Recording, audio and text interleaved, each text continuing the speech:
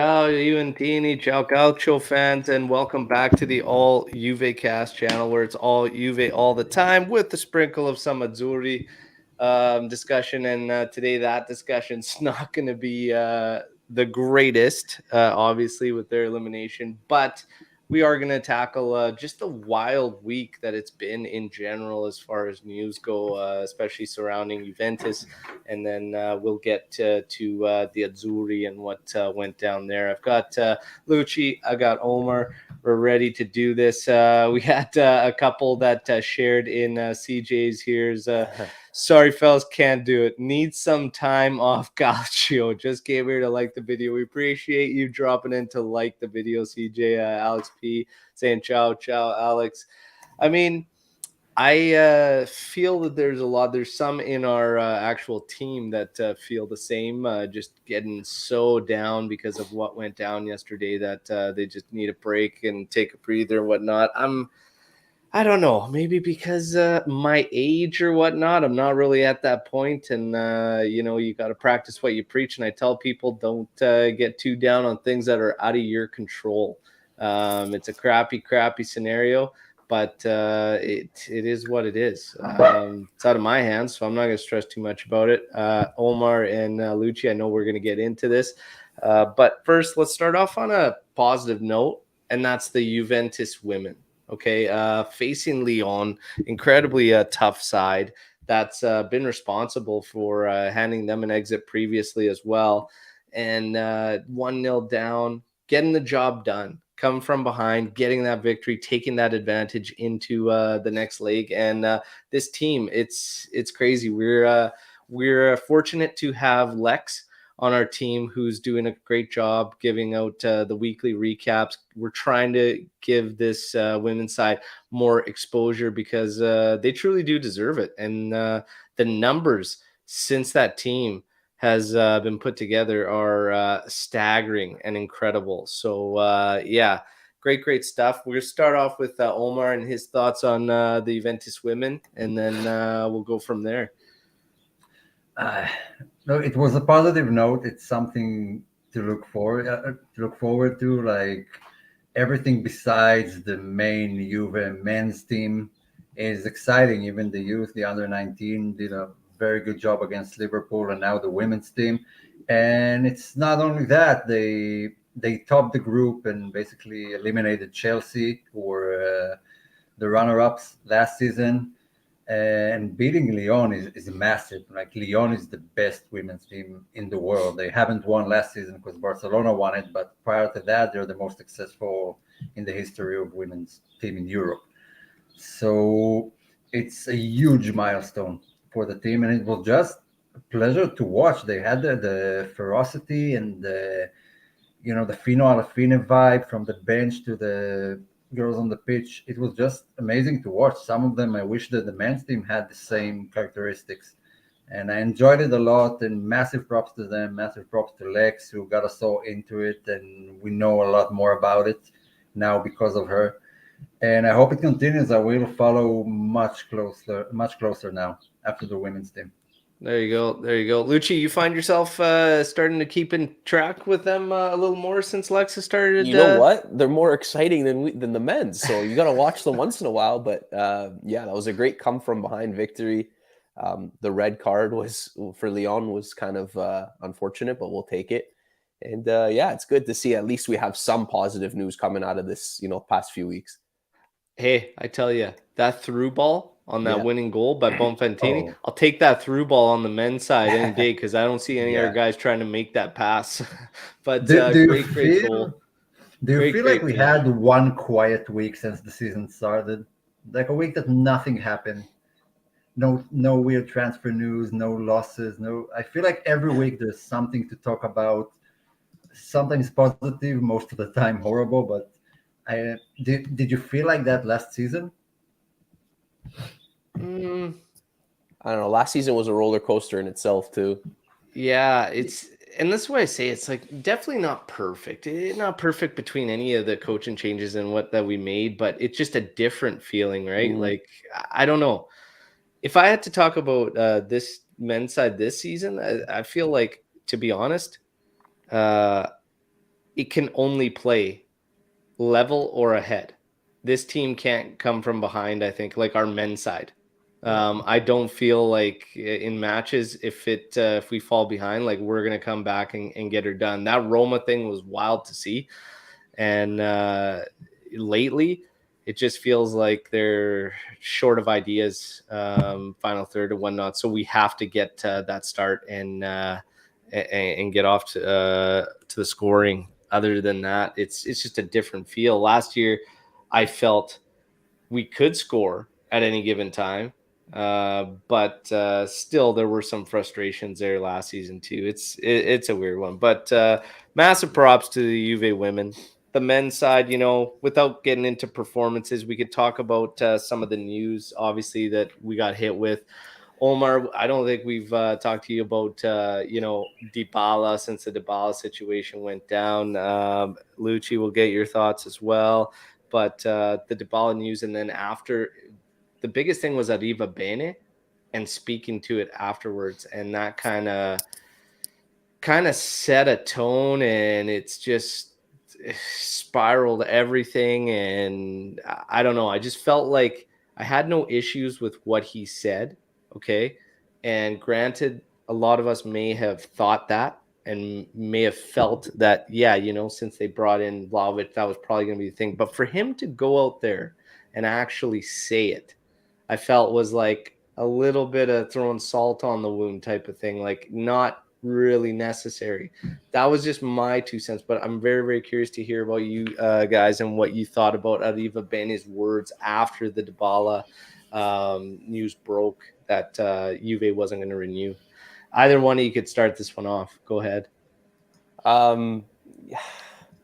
know what you're saying, Al, but I think he's going out there to kind of send a message to everyone else that they mean business, that, they're not going to get taken advantage of anymore. Like this whole Bernardeschi situation, I want $4 million, but okay, we're not going to give it to you. So either take what we're offering or see you later. So I think it's not just the Dybala situation, but it goes for everyone else that's looking for a renewal, that they're, we mean business now. This new management involved, and this is it.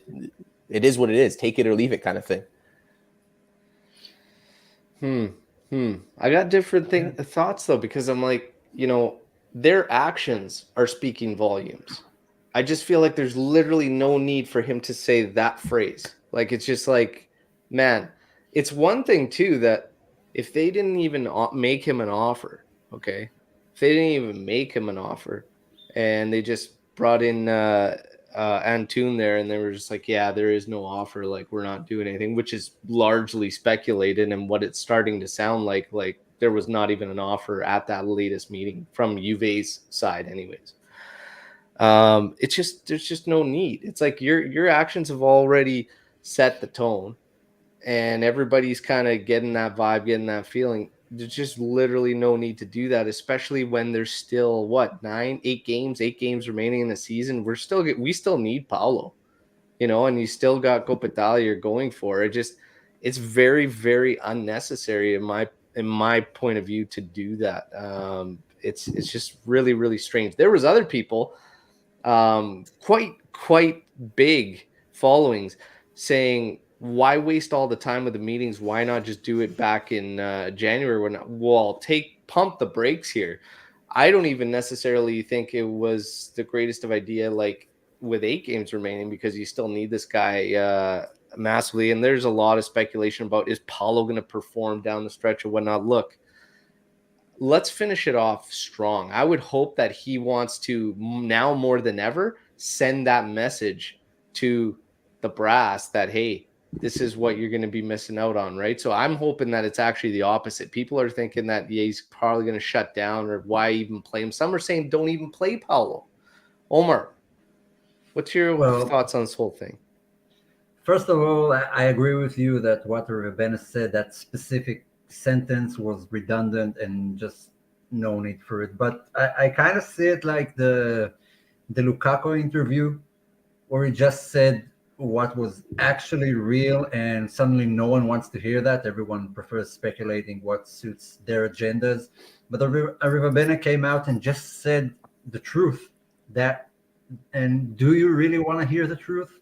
Does any of us want to hear it because the club certainly seems like they have a way of doing things now, which is different to what we've done in the past couple of seasons since Paratic took over, which was renewing players who were aging and underperforming, and they decided to cut it out. And how well has it worked for us? Did you enjoy the last 2 seasons, or maybe we should just give it a chance? And yes, Paulo has been sacrificed. Maybe that's not what needs to happen. I don't know anymore because I maintain my opinion that I said before that re-signing Paulo is nothing more at this point than satisfying the fans' fantasies because we love him and he's a fantastic player and he's given us 7 great seasons, but he's not the player to take us forward because of his injuries. And it's not like he had, an ACL tear or something that we can say, well, look what happened, like the case with Del Piero or anything. And it's just not available. Or everyone pulling up the stats of how many games he played in Champions League knockout stages, how many goals he scored. And I love him. I seriously do. Don't get me wrong. But maybe he's not the guy we should count on going forward because of his absences, because he's a formation anomaly and no one knows where to play him. And he kind of breaks the balance. And okay, unfortunately, we don't have Chiesa to cover for that specific role, but I don't know. I feel like it's harsh, but it may be what needs to be done in order to move forward. Low Yeah. salaries, prove yourselves. You'll get the rest of the money through bonuses if you achieve them. I'm all down with that. Arriva Bene is a businessman, and that's what you've lacked in the past couple of seasons. A businessman who looks at the financial aspects and not just satisfying the fans' wills. Sign this player for 100 million and this player for 70 million. Some set program that he instilled right now into the team, and it will take a bit of time. It doesn't happen in 6 months, but look what did happen in 6 months, and maybe that's the way. How do you guys feel in terms of the ones that are saying Dybala shouldn't play the rest of the season because of everything No, that's unfolded? no, I disagree. I agree with Omer. I think you need to play your best players if they're available. So Yeah. No, I don't have any fears of him shutting down or not producing. I like I said earlier, I think it's going to be the opposite with Paulo. I think he's going to play with that chip on his shoulder. He's been solid when he's in the lineup this season. He has been solid every match he's played this season, other than probably like 2 that I can think of. But his numbers speak for themselves this season. He's been great. It is what it is, though. Omar said it beautifully in terms of the concerns. The concerns are there. I think there was a window when you could have signed Paulo and it wouldn't have even been a discussion. That window passed, and for whatever reason, Juve decided not to at that point. Otherwise, we wouldn't even be having this discussion. But everything changes with time, and unfortunately for Paulo, it hasn't been the best. And the biggest thing out of this whole thing, and I kind of feel for Paulo, is because I feel like it truly turned into Arriva Bene versus Antun. It like just everything that was going on back and forth and what you were hearing, and then Arriva Bene's words. Like if we go back into a time sequence and go through all those, it literally felt like it was club against agent. And at the end of the day, yeah, they're not finding anything. Antun, I think, I truly do say this. Paulo Dybala, no matter where he goes, whatever he decides, want to get yourself a damn agent, because the guy representing you is an absolute joke. I will say that. He had an opportunity.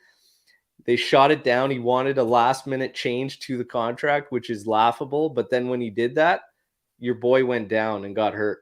And that flipped the script and changed everything. So it was the ultimate backfire. It is what it is. We will learn to live without Dybala. Contract renewals now. Like thinking about what just went down with Dybala. Of course, we have Bernardeschi, we have Quadrado, we have Di you have Perin and whatnot. What does this now do in terms of these contract renewals? What does it now do in terms of guys that want to list? Look, I'm fine with us if we're saying, hey, we're moving on from the Paulo Dybala, but then I need some further actions, in my personal opinion. If you're going to get rid of the most talented player on this team, regardless of some injury issues and whatnot, I get all the concerns, but I need some bolstering. I need, like, you know, if we're going to just name names, like Sandro and Rabiot got to go at the summer, in my personal opinion, because if you're going to set the tone with Paulo, you got to continue it on. In terms of the contract renewals, I really only see one, maybe two guys that we can probably renew if you're going to set a tone like that. What do you guys think in the aftermath and moving forward with the contract renewals? The one that I found surprising is that Perin is so close to renewing, I guess. And Cuadrado, let's just talk about him. Bernardeschi looks like he's going to be on his way out. Same situation as Dybala. He won't take lower. Juve ain't offering him anything different. Cuadrado, it looks like everything they just have to finalize on is the money. Perin is a shocker to me, but close to renewing, and I'm all for it. Love to keep Perin in. But what do you guys think this does in terms of the other business, Lucci? Yeah, like I said, I think with Dybala, same with Bernardeschi. He doesn't want to accept a different wage. You know, he's not the player obviously we hoped he would turn out to be, and obviously lots of fans have their issues with him. But if he's not going to be realistic, he's not going to get re-signed. They're not going to come down or come up to what he's looking for. The Perin one, like you said, is very surprising. Cuadrado, I'm still on the fence for, because, you know, we've seen a large drop off in him this season. So maybe for a year, I wouldn't give him 2, depending on the price or the wages. And MDS, I guess, you know, he's played well enough to deserve another year or 2 extension as well. He's not as old as Cuadrado, so maybe you can get another 1 or 2 decent seasons out of him. But again, as a role or a bench player, not as your starter. We have lots of improvements to make. So I hope that's what they're planning to do, is save enough money to make some large improvements in the summer. Yeah. Omer. Yeah, Perin is just all helping Solio. He's the guy who makes the stuff fun for the players on the bench, and Perin is a great second goalkeeper. I have no issues there, and I'm actually happy he's staying. Cuadrado, well, we have so many other areas on the field we need to fix, and we can't fix it all in one summer. So fine, let Cuadrado stay. He's been on the downward since the season started, but can't replace everyone in one mercato. Bernardeschi should go. Actually, should have left before his contract has ended. I'm sorry, I just don't buy into him. He still wants his salary. Did he ask for the number 10 as well? What else does he want? The guy was available. He this season he's been injured more often than not, and basically basing it off one game against Atletico 3 years ago. Besides that, I haven't seen him being pivotal or, you know, important in any other spot, in any other game in the past 3 seasons. So he's out the door, and sorry to say that, but good riddance. Just not a Juve player caliber. And MDS is fine. He proved to be a good player against mid-table teams. Obviously not a starter. Fine, let him play against Salernitana, Empoli, whoever, and let the other guys rest. And yeah, the club should maintain the same system they're implementing. Like if they're selling now Dybala, but renewing contract and signing players for tens of millions, then, you know, put your money where your mouth is. Don't sell Dybala and buy Salah for a higher salary. That's my only issue with it. But it remains to be seen. I don't know anything further than that. Yeah. Peter Belster, I'm in a shit mood. If I was in charge, I'd just be canceling contracts left and right. That's funny. That's good.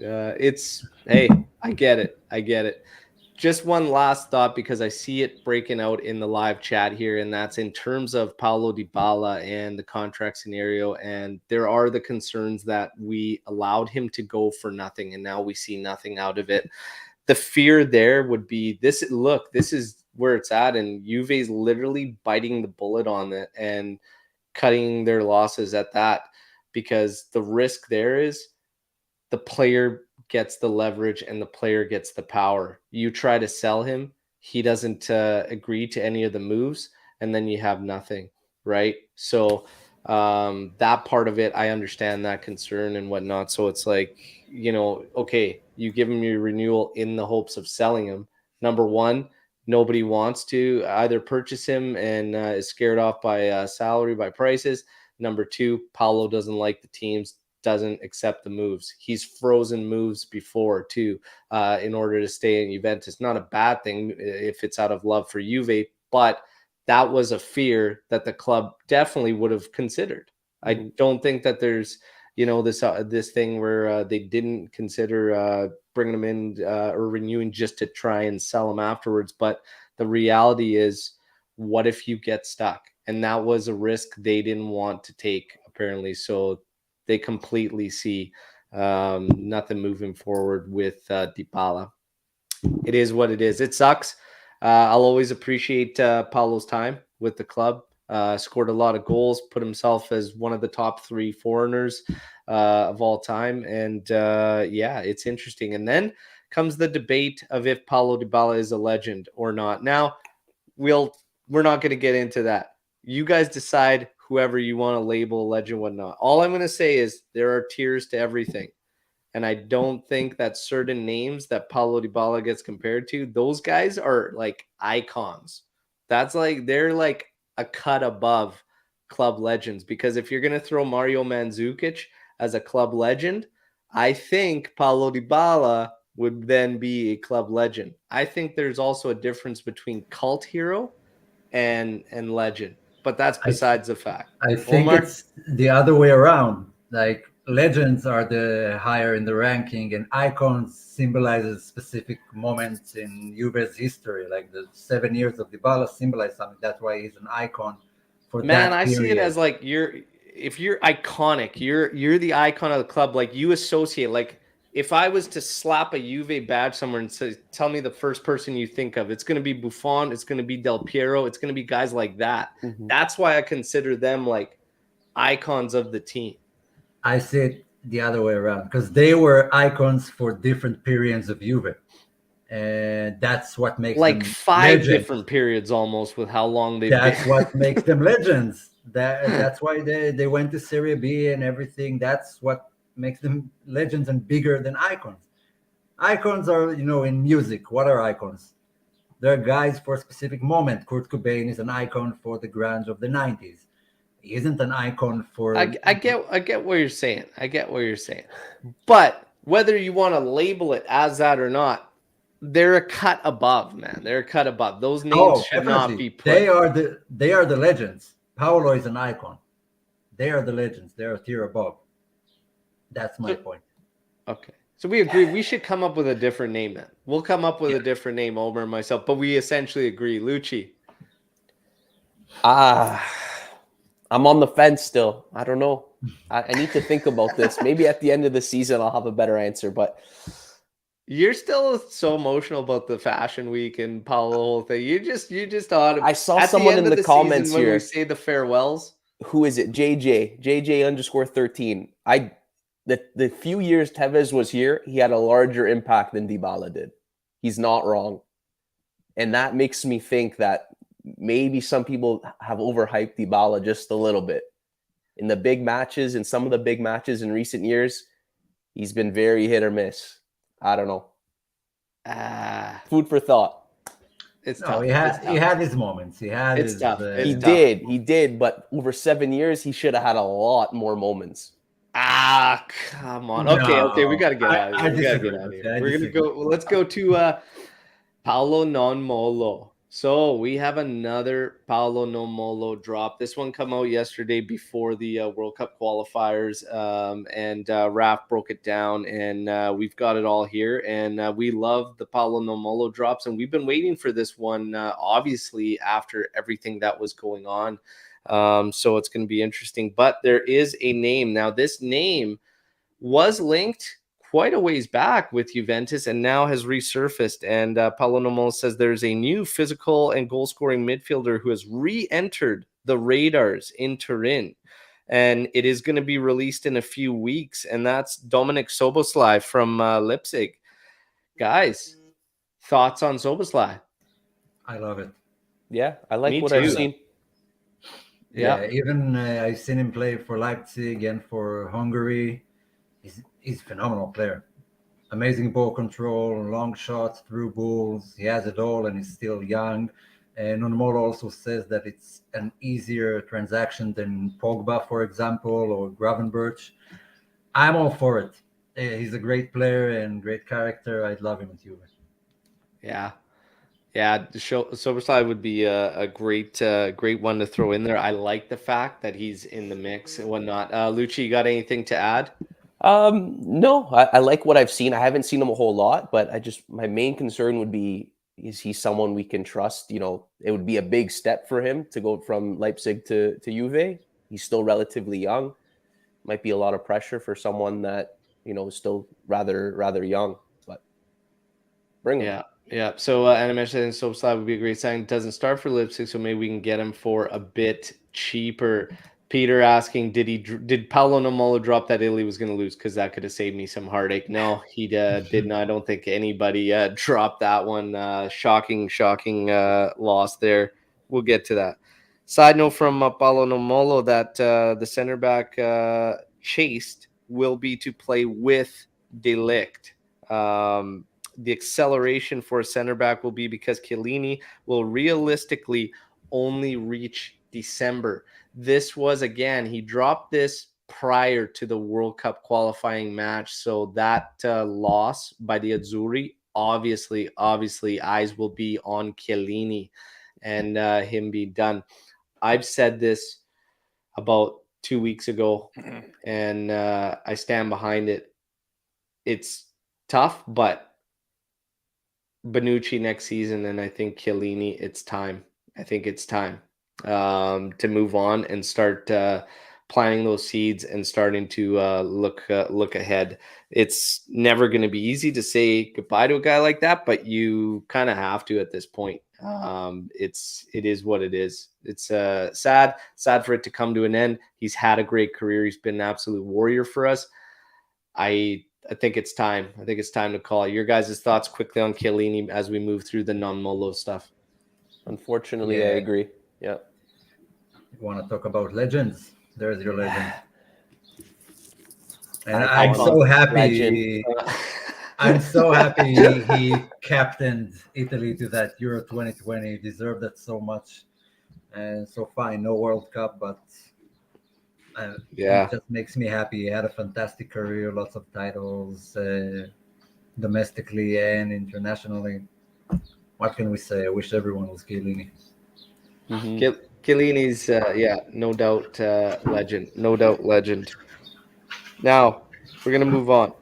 Inter struggling to find a replacement for De Vrij. Who cares? But at their asking price of 25 mil, they won't sell him easily. So they will stay vigilant on Bremer. Of course, Bremer is a Juventus target as well. And there is discussions about Gatti being in the mix to try and get him. The Rolando Mandragora is included in that package. So Mandragora and Gatti, in order to see if Juve can get Bremer. Bremer would be monstrous. I would prefer Bremer than Rudiger personally. My pick would be Bremer. It's going to be very, very difficult. Inter is going to be going at him. There were rumors about a week and a half ago. Not sure if they're true. Obviously, it's all speculation, whatnot, but it says that Inter actually has terms agreed with Bremer. But that's going to be very, very interesting, because if we continue to hear rumors, if there are discussions between Juve and Bremer's entourage, then that would tell me that there is nothing personal. So I'm still waiting to see if there are any discussions in place. Guys, Bremer, would that be your one out of options we have out there?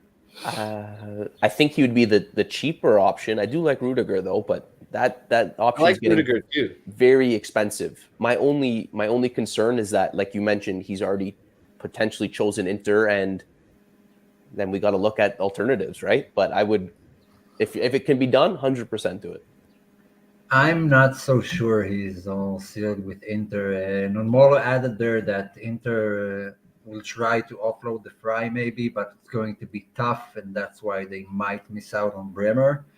And we have Gatti and Mandragora. We have bargaining chips. Bremer has just renewed with Torino, Yeah. so his price might go up. But if he's available and we can sign him, definitely. No. Well, that's the thing. What if Torino only wants cash, right? That could be a problem. That might be exactly. So yeah, but we can say, okay, so no Mandragora, we want him back. In terms of Rudiger, as you have some reactions here, Dallas 10 mil, forget about it. Yeah, so basically, in terms of Rudiger, Paulo Nomolo said the agreement is not closed, despite what was reported initially out of the gate there. Not closed. It will not close, in Paulo's opinion, even by the end of April, given the troubles that are currently at Chelsea. Obviously, you guys, Dell's there mentioning, I mean, 10 million is the reported salary. I would assume that's gross. And then now there's going to be that new growth decrease. So everybody realizes that the salaries actually, the players are able to retain more. Okay. So that should actually help the clubs in the long run. So normally that contract would get that player about 5 net. Now starting next season and whatnot, and these current contracts, the newer contracts, that would actually take him to 7 and a bit in comparison. So it will help, but it's a lot of coin. That's a lot of coin. Remember what Omer said about if you're going to do that with Paulo then and whatnot, and then quickly going out and maybe overpaying and splashing on somebody potentially you shouldn't. And we have to think about what we're going to do offensively, because that's the biggest thing now. I actually do see, if we move along from Paulo, getting this team to a 4-3-3 and keeping it simple. Let's get some wingers. Let's get a driving midfielder, and let's start to go. But that's the scoop on Rudiger. Please no Jorginho, though. Gravenberch. So Gravenberch, we always get every podcast, ton of questions about Gravenberch, and a lot of Juventini want Gravenberch. At stake is the most prosperous and organized club in the world, Bayern, and the player's decision. That's what Paulo Nomolo said. But he did say that no team has agreements with Ajax, who, as reported here on March 7th, are asking for 35 million. The situation has stalled for everyone involved, is what Paulo Nomolo says. So as far as his knowledge goes, the situation has stalled on all fronts. But the main is Bayern and the players' agreement. That seems to be the strongest at the moment. Gravenberch, top pick for you guys. Where's he in the ranks of the links and whatnot? He, in my opinion, he would have been my second option in the midfield. Who's your first? I don't know if it's realistic, but it's got to be SMS. So obviously, as of late, words have been, sprinkling about Milinkovic-Savic. 80 million. That's the problem. Is the rumored price tag. I would be with you, Lucci, on that, and I think Milinkovic-Savic would be that would be a trade-off that I'd be pretty happy with, to be honest. If we moved away from Dybala but brought in Milinkovic-Savic, right, go to a 4-3-3, I'd take that, and I think a lot of Juventini would. Omer. Yeah, it's always tough dealing with Lazio, and yeah, that's the problem. But would he be your one? Would he be the number one out of the targets? If I don't consider money, yes. Yeah. Look, Joshua Kimmich will be my top target if we don't consider but money. Out of the guys we're linked with. Yeah, of course, but not for that amount in any way, because that will pretty much stifle our entire mercado, and we won't sell the unwanted players for top dollar, not Rabiot and not Sandro. So it doesn't seem realistic at the moment signing Savic. I agree, Omar, but can we tell Anthony to keep it down in the comments there? Because like he just pointed out himself, we signed Vlahović for 75 in January. So with a couple sales in the summer, 70, 80 for SMS may not be that unrealistic like we think. Plus saving whatever you're saving on Dybala, shipping out some other players. I don't know, man. Look, I It might didn't be see. I didn't see us selling Kulusevski and Bentancur in January. That's exactly. So who the main knows? thing. So maybe we can count on Paratici to sign both Sandro and Rabiot. But if we don't, then just can't go for spending it all on one area. Vlahović was a master stroke Mhm. that became available during January. If one of these players hadn't been sold, I doubt he would have come in. But Yeah. if Savic is seriously an option and money wise it all works out, then obviously he's number one. Just Yeah. hard for me to see it happening now. It might change. Fair enough. So let's get to a couple more little tidbits from Paulo Nomol. Then we're gonna hit the main one, which is the convo I wanted to have. So in terms of Raspadori, he is linked to Keane, has nothing to do with Dybala. And I was saying that as of late, that I saw Raspadori as the alternative to Keane because they're trying to get out of the whole Keane scenario. Berardi, Salah, of these names, with all due respect to whoever made these rumors, there is no feedback on these players. So Paulo Nomolo shuts it down on Berardi, shuts it down on Salah, even though most of us, can come to terms with Salah and realizing that that's, fantasy talk there. So nothing on Berardi, nothing on Salah. Raspadori linked if Juve can get out of the Keane situation. The one thing he drops is that one name is certain, and that's Zaniolo. Paulo Nomolo reiterates everything that he wrote on November 24th and February 1st. With or without Dybala, if the possibility opens itself up for Juventus to sign Zaniolo, they will, and they will go after it. The latest rumor, which was McKennie is who Roma's interested in, was false. And he says it's actually Rovella. So I ask you guys, Rovella and some cash or Rovella incorporated in this move, do you make this move for Zaniolo? No. I say no if we want to risk Rovella. I say no.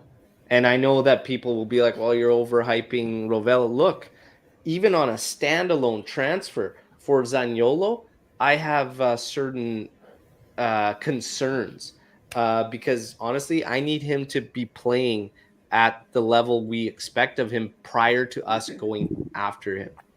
In terms of Rovella, man, he's going to help. He should be the guy that you should look to help your midfield. When you talk about savings on money, you already own him. Mm-hmm. Bring him in, move some of the guys you're planning on moving, and you already own one of the replacements, and it should help everything realistically. So I just don't see this one making much sense to me. You guys break this down. Lucci, you seem to be nodding your head in agreement. Yeah, A bit. no, I don't. I think it's too early to risk or give up on Rovella, and especially with all the Zaniolo injuries. As much as I'd like to have him, I don't necessarily think it'd be worth it for us to, because our midfield is what needs the most work right now. So, you're creating a larger problem by getting rid of a future prospect player, whatever, for someone who's had a couple injuries that may not ever be the same player he was before. So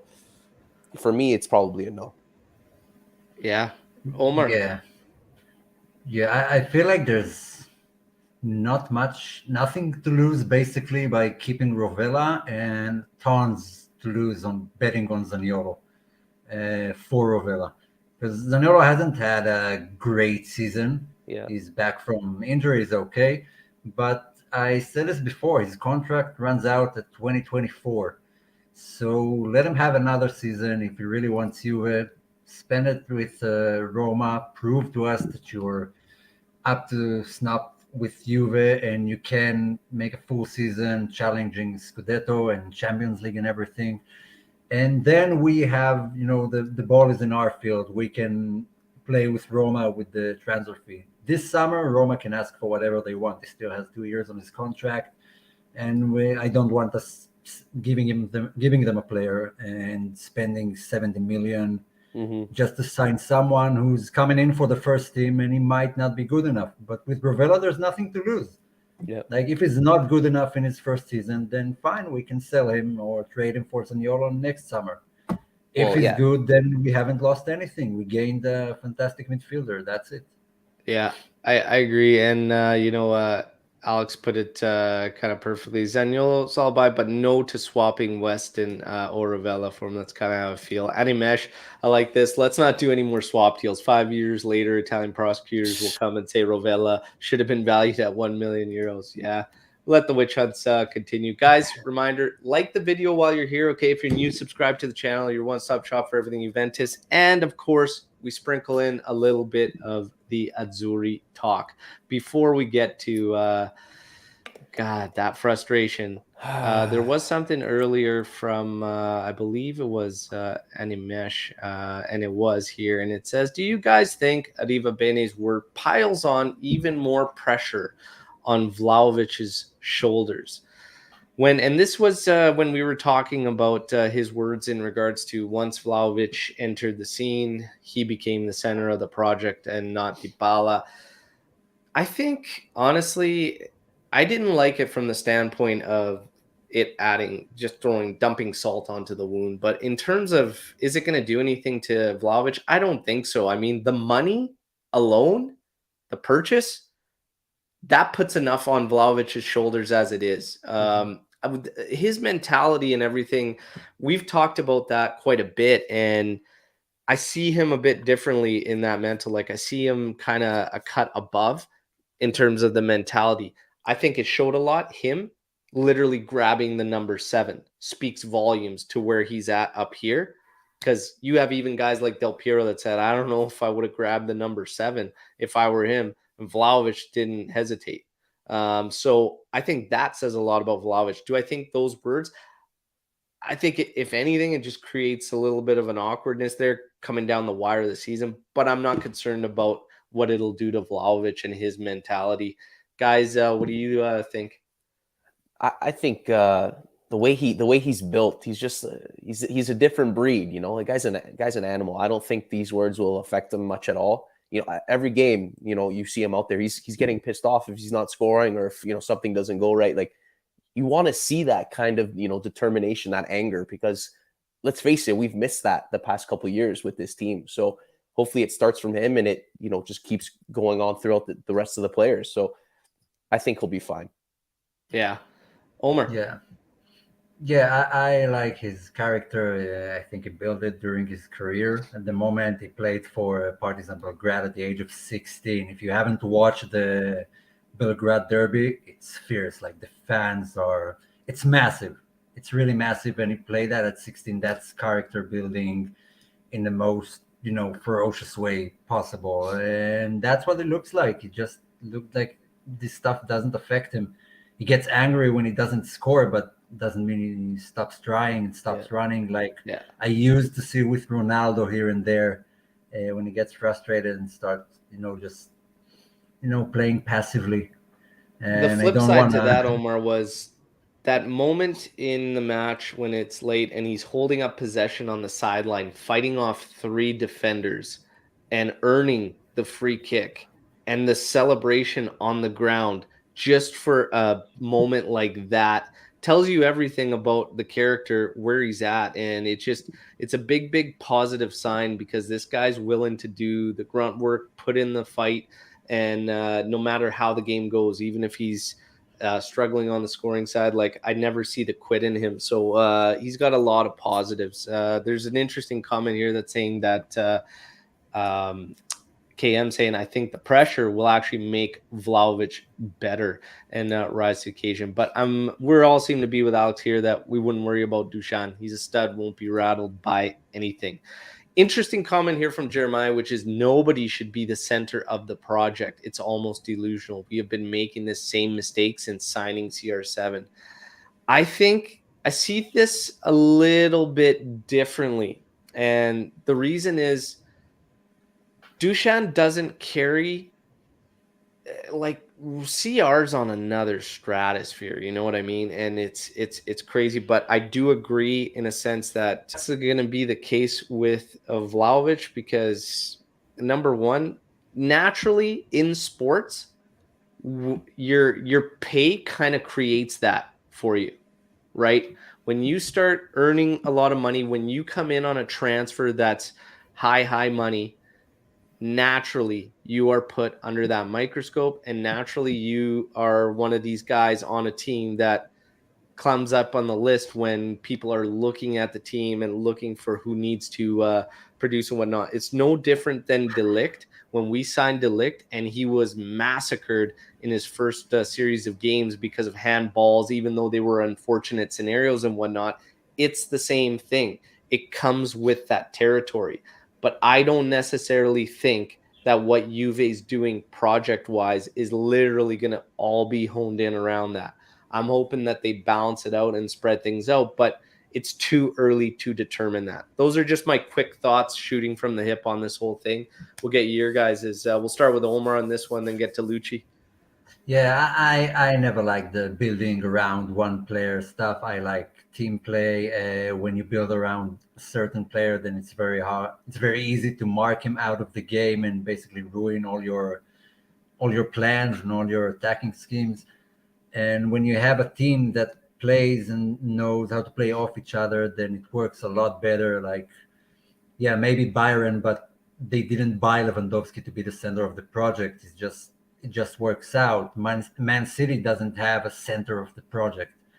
And when Paris tried to build around Messi or Mbappe, and when Barca tried now with Messi, it doesn't work. You need a team around them to create threats from everywhere. And if you have one guy who doesn't, everyone works around him, then it's pretty easy to break it down. So I'm all for building a team and not building around one specific guy. Yeah. Lucci. Yeah, I see what Omer's saying, but I feel like his meaning of center of the project is a little different compared to, like you mentioned, the Ronaldo one, where everything funnels through Ronaldo. But now with Vlahović and Chiesa and Locatelli, it's more team based. It's not just focused on Vlahović. Yes, you want him to score; he's going to be your main goal scorer, but he has support. He's going to need it, right? And we keep implementing and buying other players that can help support. Then you build a winning project, hopefully. So I just think with a good summer, the project will be definitely heading in the right direction. Yeah. I'll add that I think the management is doing the right things right Mhm. now. They're building a good team and not reliant on one player. That's why I'm pretty much fine with Dybala leaving. Yeah. And then you've got, Leo coming in here. No, we must have a center of the project. We build the team from there. The last project failed because of Paradic. You have more faith in the new management. I definitely have a lot more faith in the new management, but I don't think you have to have that center of the project. I think you need a core, and we do have a solid core. Yeah. Lucci mentioned you got Chiesa, you got Vlahović, you've got Locatelli in the middle, you've got De Ligt at the back. That is the core, and you build around from there. Because you don't need that one center and then go from there. But I've always thought if you're going to build a team, you got to be strong right up the pipe. Okay, center back, middle, and forward, and that's our main core. And we also have that outstanding piece in Chiesa. Max is going to have to do much better than what he did with Chiesa earlier in the season next year, but I think a 4-3-3 will help, and I see a big shift in the post-Dybala era of Juventus. Hopefully we get to see that. Guys, it's time to tackle what went down yesterday. So can I pee before that? you can do whatever you like. We're gonna get into it, but I'm listening. We aren't talking about Azzurri. Yeah, we're gonna talk about the Azzurri. So obviously 1-0 defeat to North Macedonia. Joe Cappuccino wants to throw at me 32 shots and all this and all that. Doesn't really matter when the majority of them are absolutely harmless. You come out of 32 total attempts, you had a couple scoring opportunities. Okay, one of them was a gift from the keeper in North Macedonia. It is what it is.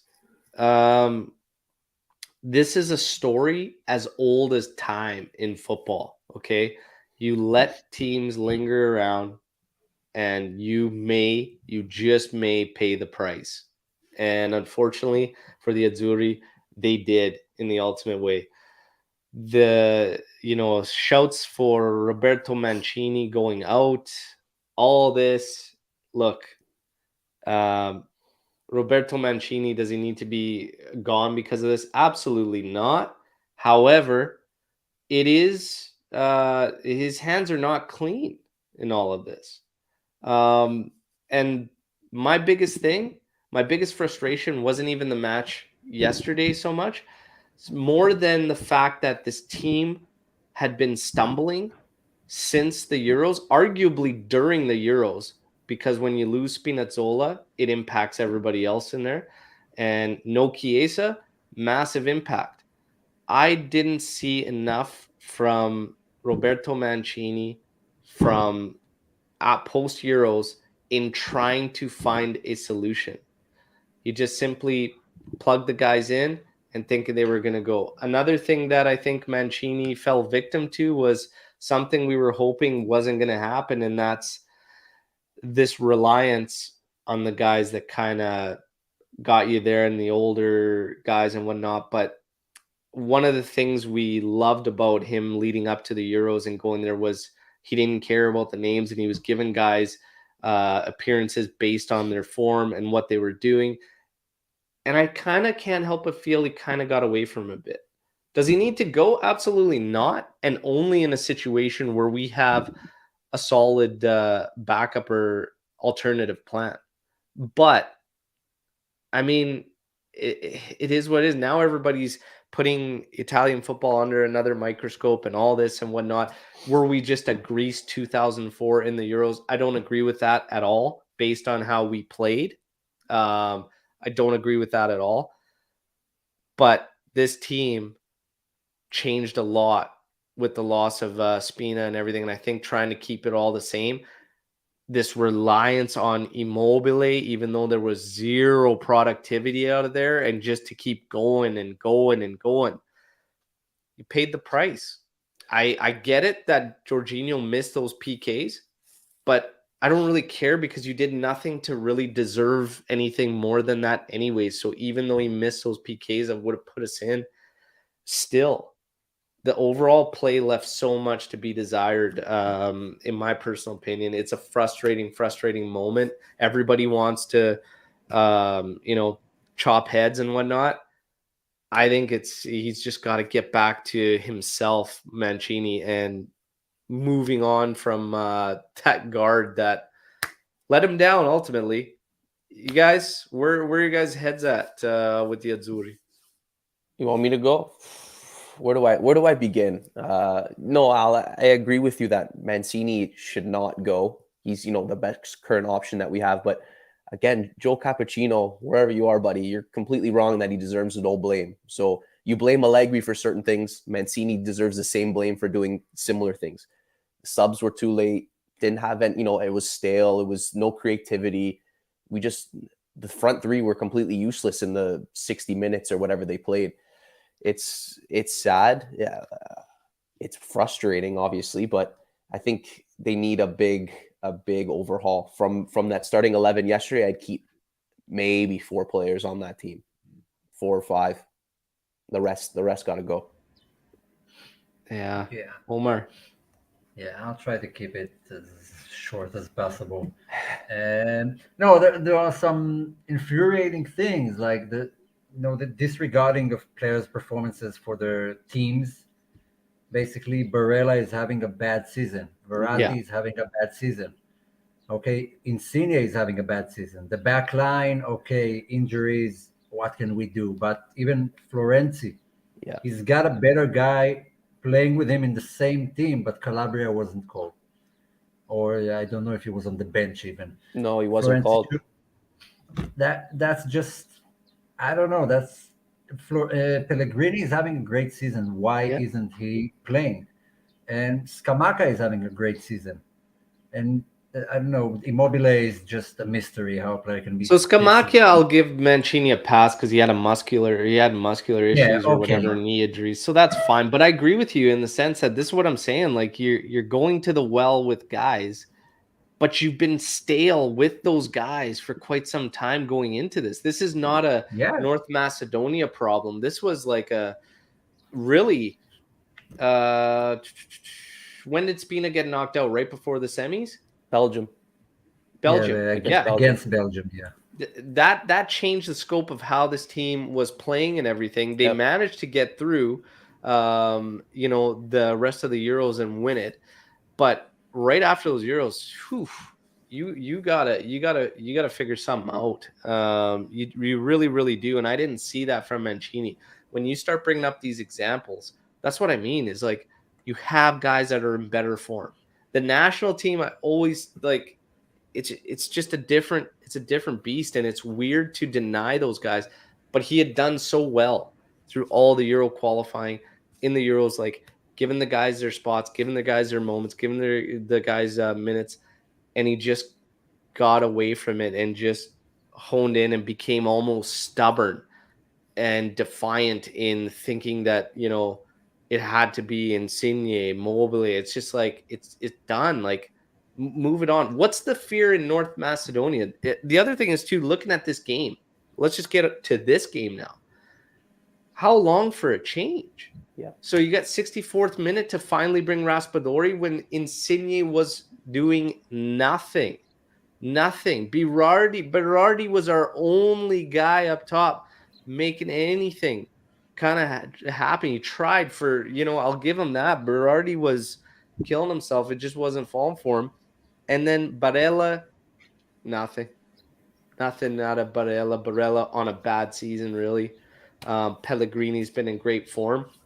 I would have almost rather, if Macedonia wanted to play that way and they wanted to be there, you don't have your aerial threat. You had no aerial threats in there. Bring in Pellegrini. Put in an extra midfielder. Let him attack. Let him go up there. Like, put them under. Put them under. Do not be afraid to get after. Like, you need goals. Mhm. It just, the game lacks so much, and I would have rather had Pellegrini even try to play a false nine rather than leave Immobile out there, who was accomplishing absolutely zero. It just even Tonali. Go ahead. Even Tonali has a fantastic season, and you knew that North Macedonia were going to play counter-attacking game, and that's what Tonali does: chases back and recovers balls. He does that perfectly well for Milan. Jorginho doesn't do it quite as often. He looked awful. Yeah, and that's basically football now. One team attacking and the other team gets the win. Even in the last month, Man United, Atletico Madrid, Juve, Villarreal, the Super Classico. Like there's examples everywhere. Ajax, Benfica. This is what football is now. The better team attacks and the other team gets the win. It's very rare to see two teams attack all game long and trading attack after attack. Just what it is. And Juve have been suffering from it for 10 years of teams playing against them that way. Yeah. And so that was, if you knew that what was going to happen, then you should have adjusted and not just keep, it worked in the Euros, so let's hope it works now. Especially in one knockout game, I didn't want them to go to extra time by any means. And we didn't go to extra time, and we got punished. And I couldn't say I didn't see it coming. Italians have this thing that they focus on big games and forget about the small ones. And their head was so much in playing Portugal that they didn't even consider North Macedonia. And that's why you lose this type of games. Inter were so high on Liverpool, didn't notice they made 9 points out of 12 games, something like that.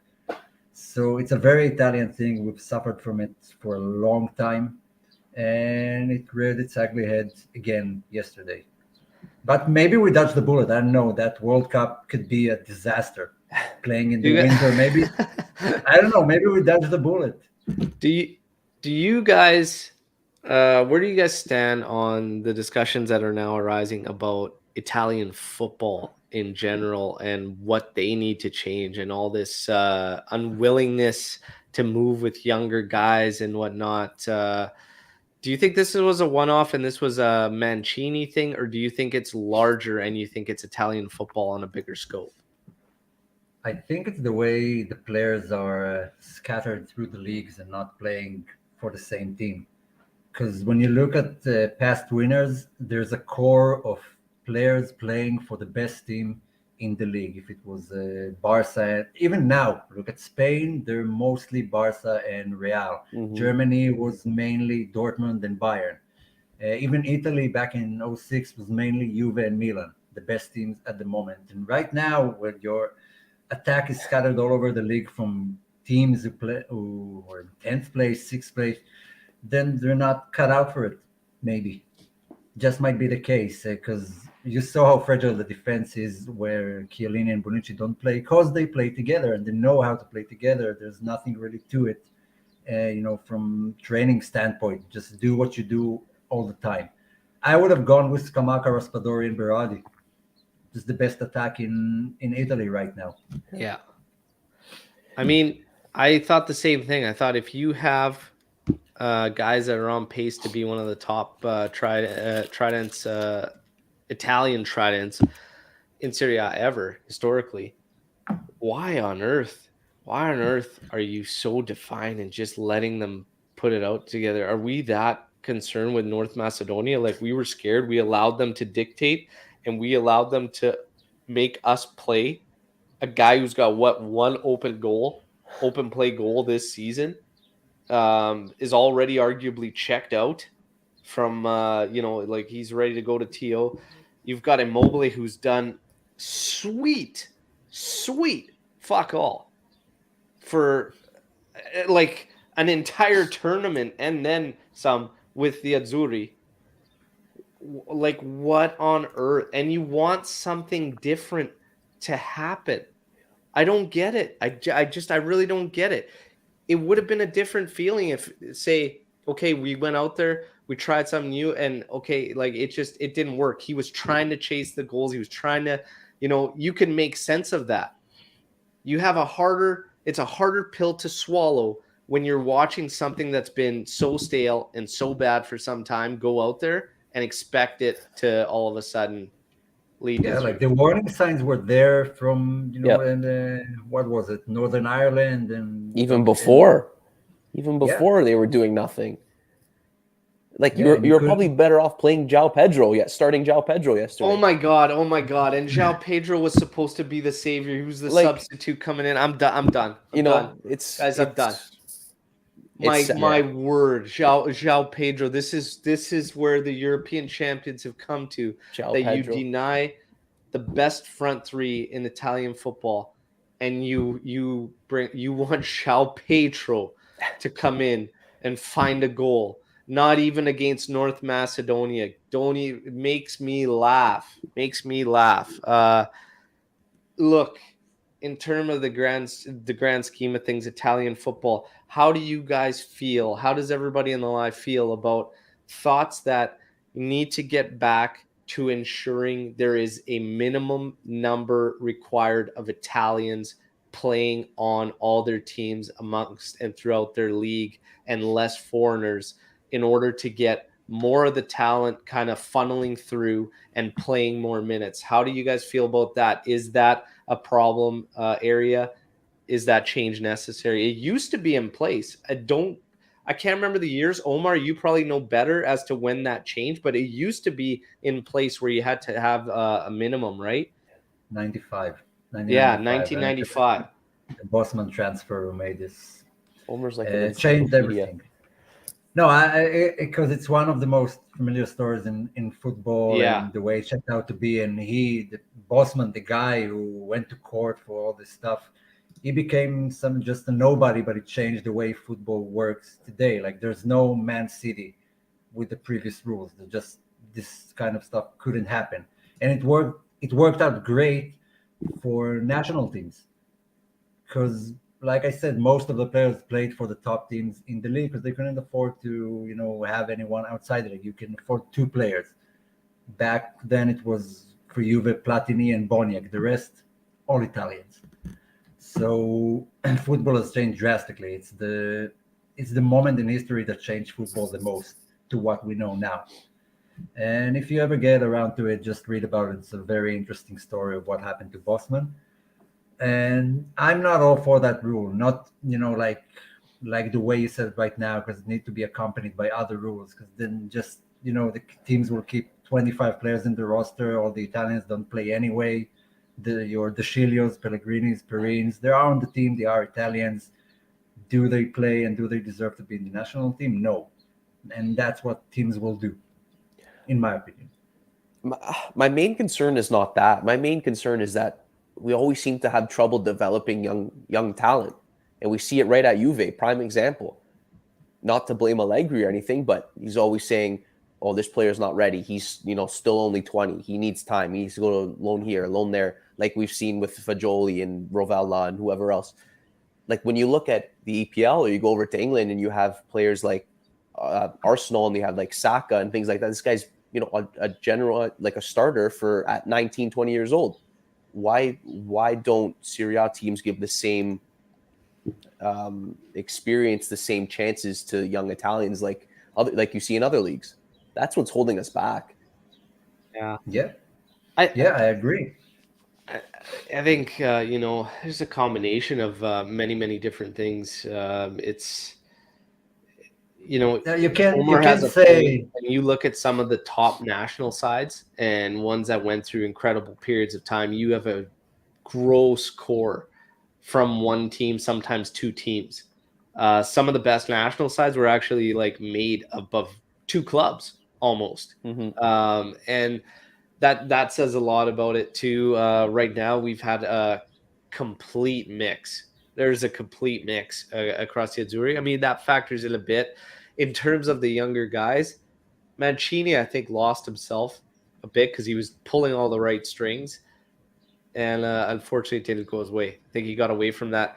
In terms of the league, where there was a comment that put up here when we were talking about getting more Italians funneling through the teams and whatnot. He says, do you enforce that to the detriment of the level of domestic football? Well, do we remember Serie A in the 90s? Early 90s straight through? It was a force, an absolute force. And that rule come in mid 90s and whatnot. So I don't necessarily know if we could say it's going to be a detriment to the level of domestic football. To be honest, I don't know if I'd associate that. You're still going to get your foreigners and you're still going to get your top foreign players. If anything, it maybe shuts down where you use your foreigners and could actually, funnel through more young Italian talent and get them building up. So I don't necessarily think it's going to be a big detriment to the domestic side. What do you guys think? No, I agree.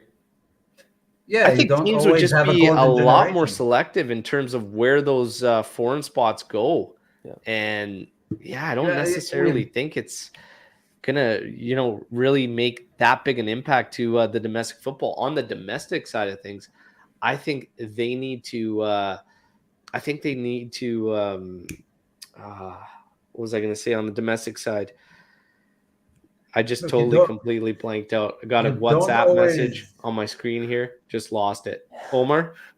Yeah, you don't always have a golden generation coming through the youth. Like Italy had to deal with Eder and Graziano Pelé because there was literally zero Italian strikers playing at the top level. And you can't always bank on having a golden generation to get you through those international tournaments. And let's be honest, it comes down to tactics.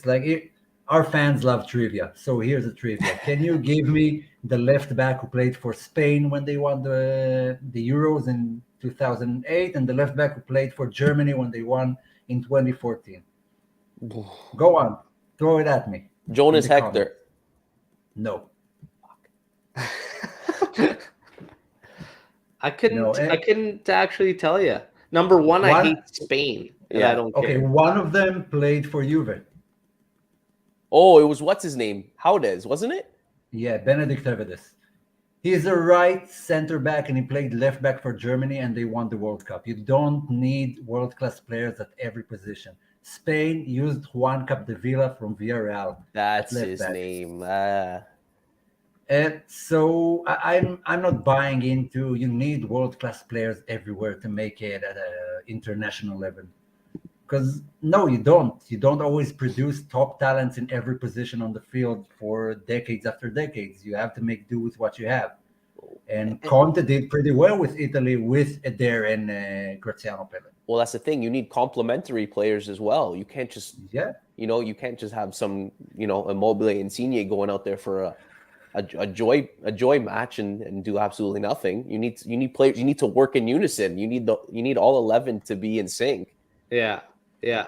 In terms of Serie A, and what I was going to say is they need to straighten things out in terms of other avenues. And I was going to talk about like the stadiums, infrastructure, in production, and getting at. They're falling so far behind on all these other things that I don't think the detriment of the league would be them trying to funnel through more Italian players and try to build themselves up some more. No, In it's terms of the stopped golden investigating the generation, best in things. terms of this, you have other countries, other clubs that are finding their young guys. I get it. A lot of the guys aren't going to be good enough, but you're not necessarily putting guys in the best position.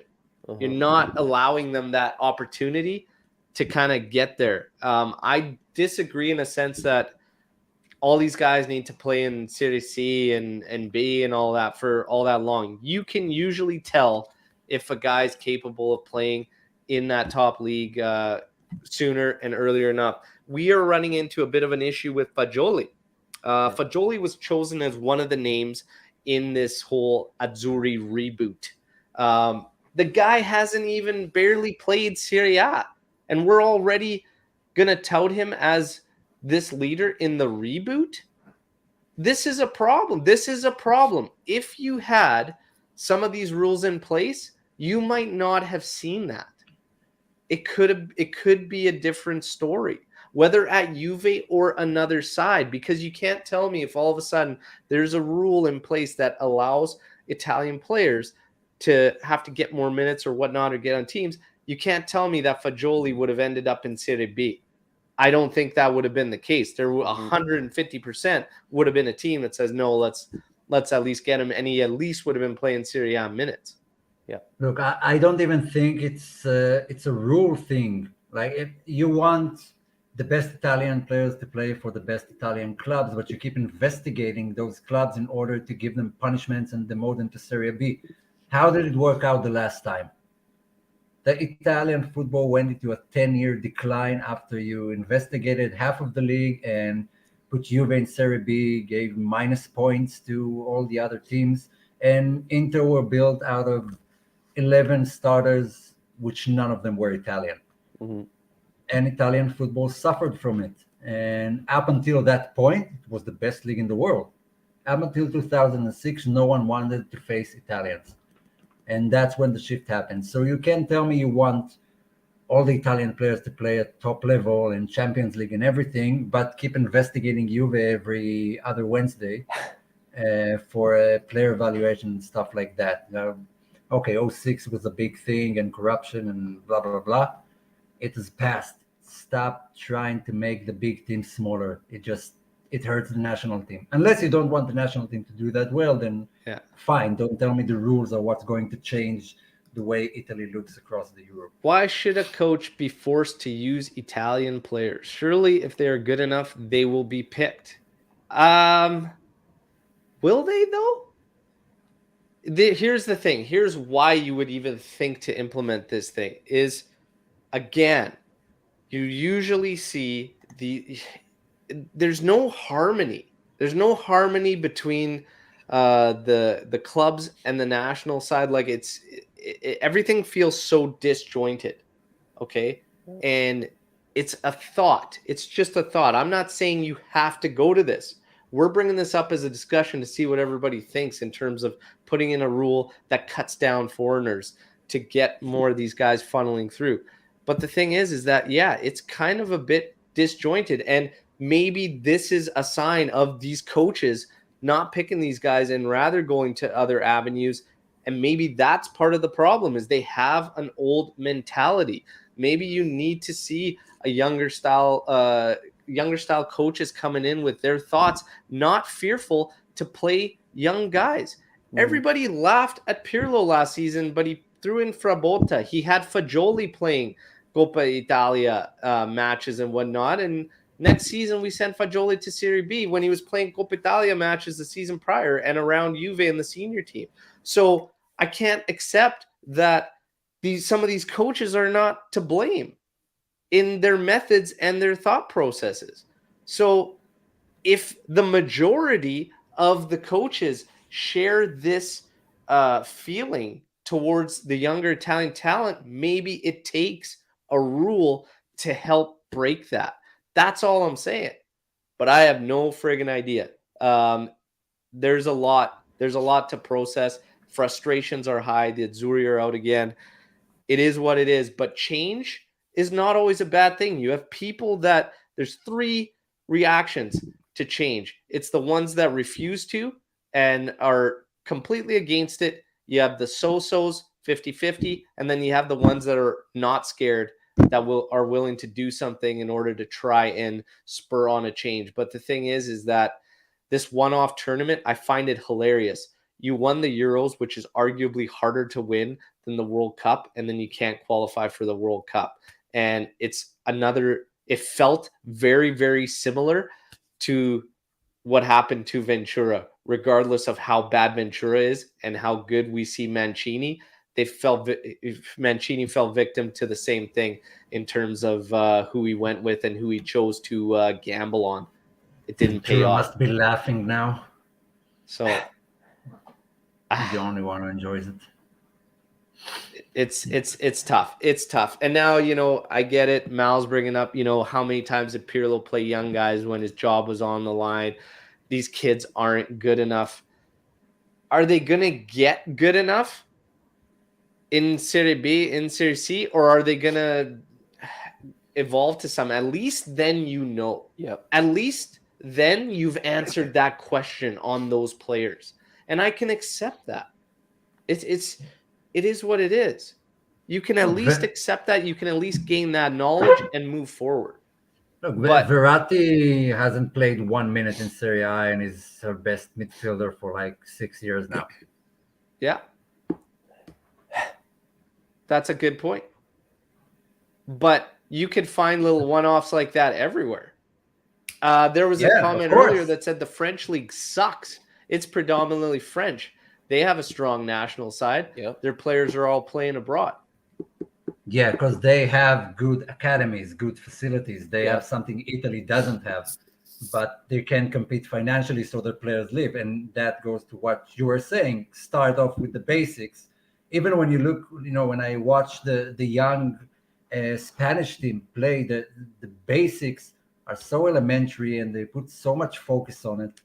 Of movement off the ball, crossing during a run, stopping balls midair. And in Italy, it's kind of lacking. You see one player who does it, and everyone gets so hyped about it, and everyone wants to buy him. But to be realistic, it doesn't work out for most teams. Like, how many teams have a good academy in Italy, or are all the young guys coming in from smaller teams, where they get a place to play at fine? Here's a comment, and I'm totally 100% going to pick on you, knee guy, and you deserve it. A manager ain't going to risk his job over Moretti. Oh, come on. Do you think the manager of Cagliari, when they fired 3 managers in the span of 3 weeks, is going to lose his job over playing Moretti? But instead, they'll have, washed up junk old guys in those rosters, cycling through year after year after year, these old guys playing in the league. Cut those guys out. Yep. There's no need to be having these old-time Serie A vets funneling through consistently with nothing to go on. Move them along, and Moretti can go play for somewhere in Serie A. Those guys on those jobs are not risking anything. Okay, and Anthony says, talking about Juventus, I'm talking about the league. I'm talking about the Azzurri and whatnot. It's crazy. It's a crazy mentality to think. But as far as Juventus goes too, this is a prime example. You want to bring it to Juventus? I'll bring it to Juventus, Skanga. Okay, here, let's go like this. Our manager would rather run the shit out of the only midfielders we have available than giving Moretti 10 minutes in a game.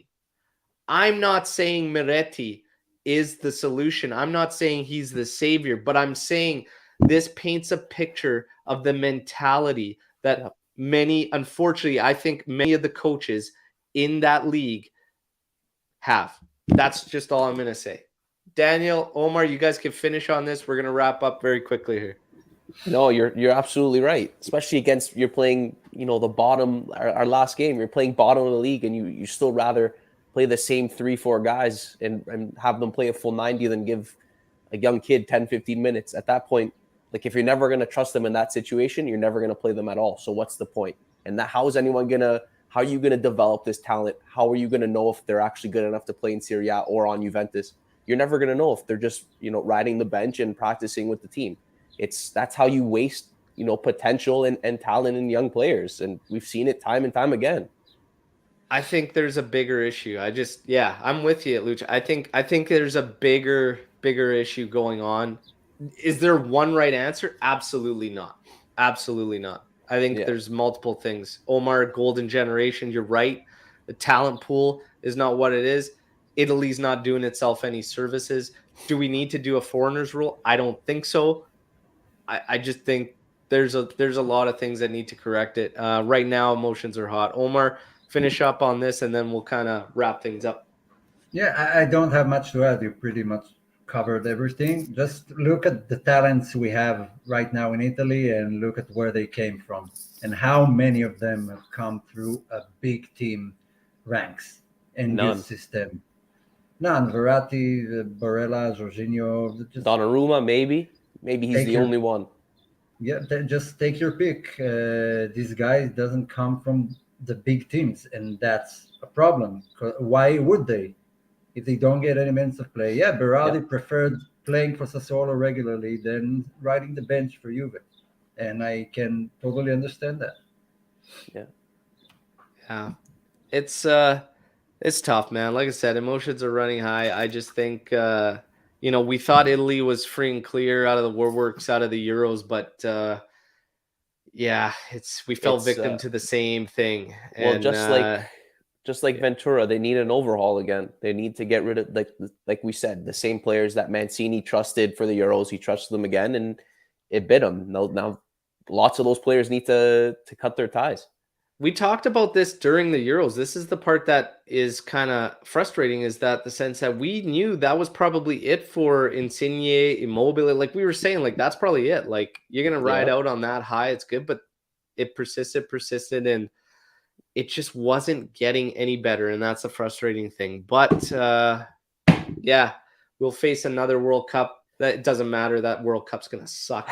So it is what it is. Maybe some of these guys will drop over to North America for a little tournament or something during that time. We could do a little all UVCast meetup. I saw that comment earlier from Anthony. Hey, I'm That's into not it. invited. Look, but Dells, he kind of agrees lining. to your guys' points. Invest in youth facilities, opportunities, naturalized Italians. Again, I think, you don't necessarily need rules in place, whatnot, but I think you have to do something to spur on that change. We don't need 36-year-old Italian players funneling through all these teams and cycling every year, changing a different team. Move it along, keep it going fresh, and let's see what you have. Is what it is. But it's been a hell of a week, everybody. Okay, it's been a hell of a week. We hope you still enjoyed the content, even though that a lot of the topics brought up some frustration. It is what it is. We appreciate the support. Like the video while you're here. Subscribe to the channel. We're not going anywhere. We're gearing up for the Derby d'Italia. Okay.